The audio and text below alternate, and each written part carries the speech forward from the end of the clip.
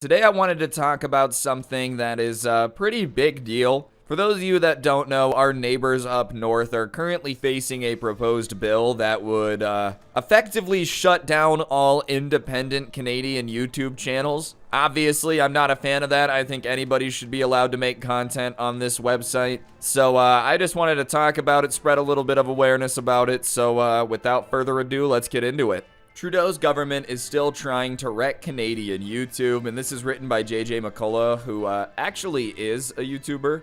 So from what I understand, all this would do is make YouTubers have to report their content to the Canadian Radio Telecommunications Center, which might sound simple, but then realize that's what like radio broadcasts have to do. Imagine if tomorrow, every time I wanted to post a video, I just had to be like, nah, I can't, gotta send it to the FTC first. It would most likely shut down a majority of Canadian YouTubers unless they were huge and could go through the headache of doing that. No more people just posting videos all willy-nilly, and if they do, they could probably get in trouble. And as for what they're looking for, they want all Canadian digital content to have a certain level of Canadianness, and I'm not making that up. I've been thinking of Olsen and 449 Canadian YouTubers more popular than him amid the news that Prime Minister Justin Trudeau's government intends to revive its stalled efforts to regulate YouTube in a more nationalistic direction. Trudeau's project, after all, is grounded in a series of conclusions about the supposedly struggling state of Canadian digital content creators that are so insultingly at odds with observable reality to invite suspicion of hidden, darker motives. Anytime a government comes in and starts saying we're going to start regulating who can say what on huge platforms, and on top of that it needs to have a certain level of Canadianness to the program, of course people are going to start thinking about ulterior, darker motives. Everybody should be able to say what they want. Within reason, you know, you can't shout fire in a crowded movie theater. But in my opinion, freedom of speech is a pretty important right, and the idea that, you know, the government could just control who's allowed to talk in the public square and who can't is pretty scary. And yes, I know that I'm not Canadian. It's not like I would be directly affected. But if you don't think that governments are going to be paying attention to this and see how it works out and possibly doing it themselves, you're kidding yourself. Every government would love the ability to tomorrow be like, oh, we can steer the entire direction of content based on arbitrary guidelines. So I do think that while I'm not Canadian, it's so important to talk about because one, Canadian YouTubers deserve to make videos without having to report it to a radio commission. And two, chances are eventually it's going to continue to happen in more places. Because I don't know if you guys are aware, but Germany has something relatively similar. If your live stream is over a certain size, I'm not too specific, like I'm not too knowledgeable. But from what I've been told from my friend who streams in Germany, there's regulations in place where like once your stream's of a certain size, you need a broadcasting license. So if you don't think that stuff like this is going to be coming up more and more, you're kidding yourself. And I just think in general, these Canadian YouTubers don't need to be dealing with this crap. It's unfair. Bill C-11, the Online Streaming Act, the successor to the scrapped Bill C-10 that drew much scorn last spring, once again proposes placing YouTube and other platforms like it under the authority of the Canadian Radio, Television and Telecommunications Commission, which will have the power to force YouTube, to categorize and distribute its content the way the Canadian television and radio stations already must. In practice, this means dictating the proportion of time that shall be devoted to broadcasting of Canadian programs, as well as prescribing what constitutes a Canadian program. This could conceivably obligate YouTube to bury foreign videos whenever a Canadian uses the search engine, as well as force Canadian creators to fill out some sort of checklist when they upload a video in order to affirm it fulfills government-dictated criteria of Canadianness and is worthy of discoverability in the new search algorithm. It could even force Canadian users to automatically subscribe to channels the government thinks are worthy, a la Canadian cable providers' current obligations to make Canadians subscribe to stations such as the CBC and Aboriginal People's Television's network, regardless of if they want to or not. Clause 10.1K of the proposed legislation, awards the CRTC ominous open-ended power to decree regulations respecting such other matters as it deems necessary for furtherance of its objects. Oh, that's not horrifying at all. I love when they add a little bit at the end of the bill. Oh, by the way, they can add whatever regulations they deem necessary in order to make their goal happen. Yep, absolute power is always fantastic in the hands of people that get it. Screw it, just give them the ability to duct tape people's mouths shut, too.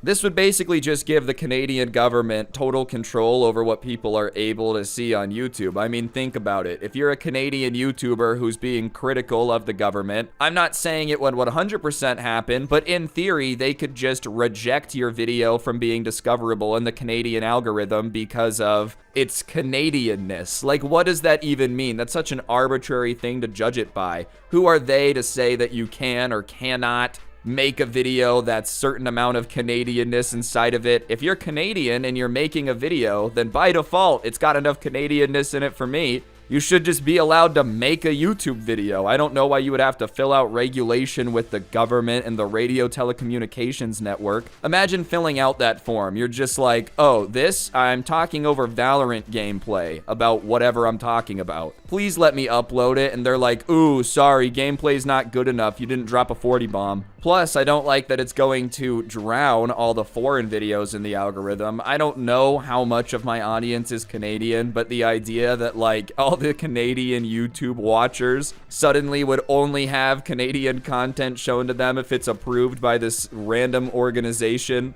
Kind of weird, dude. Like, if you are on YouTube, you should be able to watch YouTube videos. I don't like the idea of a government having a ton of control over everything I watch, everything I'm allowed to see. And before people are like, how do you know it'll be used that way? Well, I mean, come on. Like, look at the way it's written, guys. Come on. The second you start adding arbitrary guidelines to content like government-dictated Canadianness, right, is when you start to just have them using it any way they want to use it. Because what does that mean? How do you judge Canadianness of a video? Imagine if they were like, oh, these videos aren't American enough. Like, what does that mean? If an American citizen wants to use their freedom of speech to make a video, it is an American video. And if a Canadian wants to say their opinion, it's a Canadian video. There's already rules in place on these platforms to take down misinformation and crazy conspiracy theories. I don't know why you need more power to be like, no, you're not allowed to post this video making fun of Justin Trudeau. Or whoever it may be. That's just the only Canadian politician I know. I don't know anyone else. This is all being done in the name of the patriotic greater good to protect Canada's cultural sovereignty and make our diverse Canadian voices, music, and stories heard across Canada and globally through a variety of services,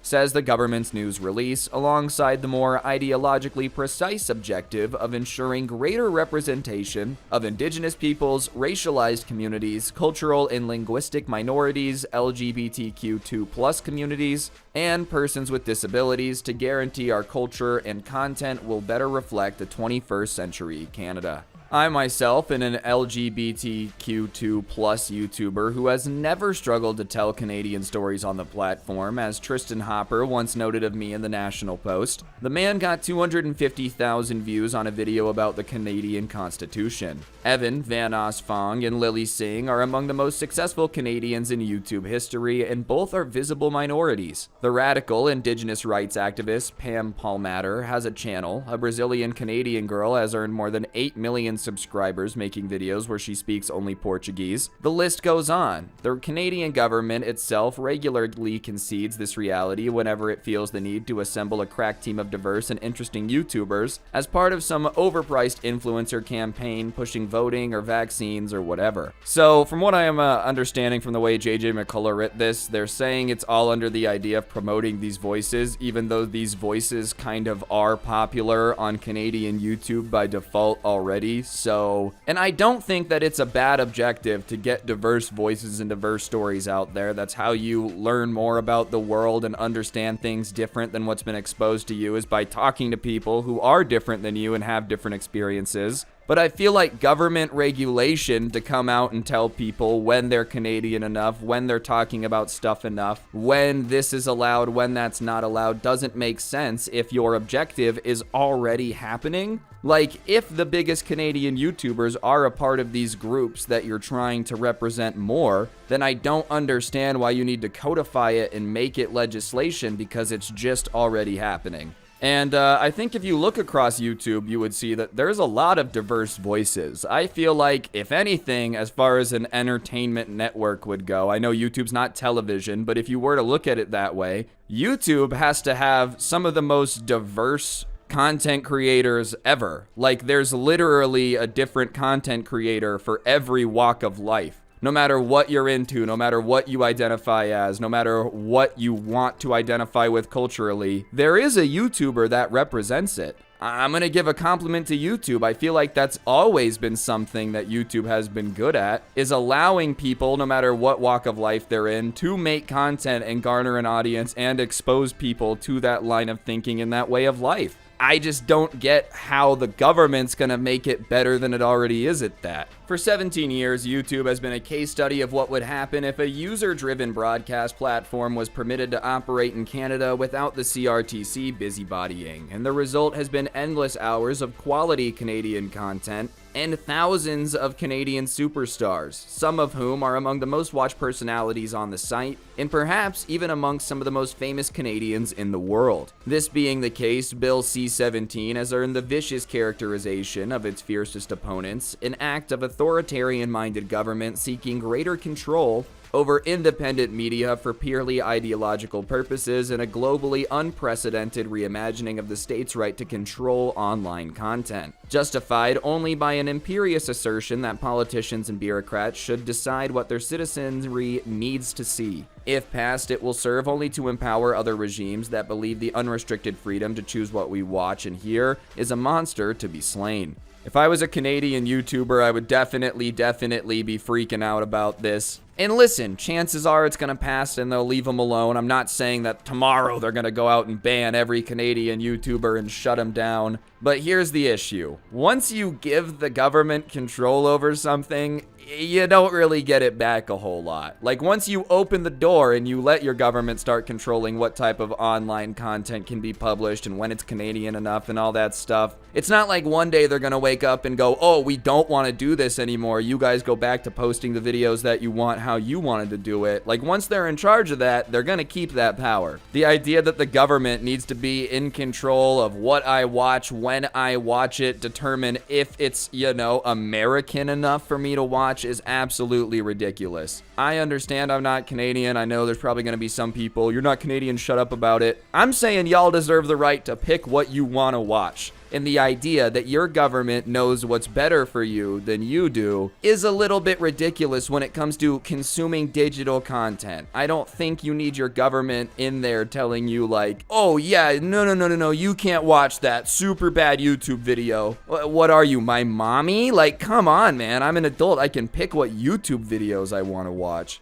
I have seen a lot of people talking about this. Hopefully it continues to get spread about, because I think the only way that you're gonna get something like this not to go through is if there is a big public outcry and backlash. As it said in the article, Bill C-10 was what was proposed before, something similar along the lines, and that didn't end up getting passed. So hopefully a little bit of awareness will get people to do something about it. As for what you can do, once again, I'm not Canadian, but what you do in the United States, call your elected representative, let them know you don't like this bill. It's probably the best way to go about it. There's ways to text into, but from everything I've heard, calling is more effective. Just because you don't want people being in control of YouTube, determining what can and can't be uploaded, when it can and can't be seen, choosing what videos you see, when you see them. I don't know, man. I guess if you're cool with that, like if you really want that, then it's your right to have that opinion. But I don't like the idea of being told what I can and can't watch on YouTube. Or what I can and can't upload, man. No, you are not allowed to make fun of Morgs, okay? Everybody here at the FBI loves him, so we're gonna block your upload. Like, what are they gonna do, dude? Come on. JJ McCullough's gonna try to make another video about Canadian snacks or candy flavors. They're gonna not let him post it because it's bad for people's health or something. It's just ridiculous, dude. But on that note, I think that's gonna do it for the video. Hopefully you enjoyed. If you did, I'd appreciate y'all taking a second to press the like button. Let me know what you thought in the comment section down below. And if you like videos like this, subscribe and turn on notifications. I post 2 videos every day. You don't want to miss them. But yeah, on that note, don't get anyone pregnant. If you do, make sure they're hot. I'll see you guys next time. I'm out. Peace.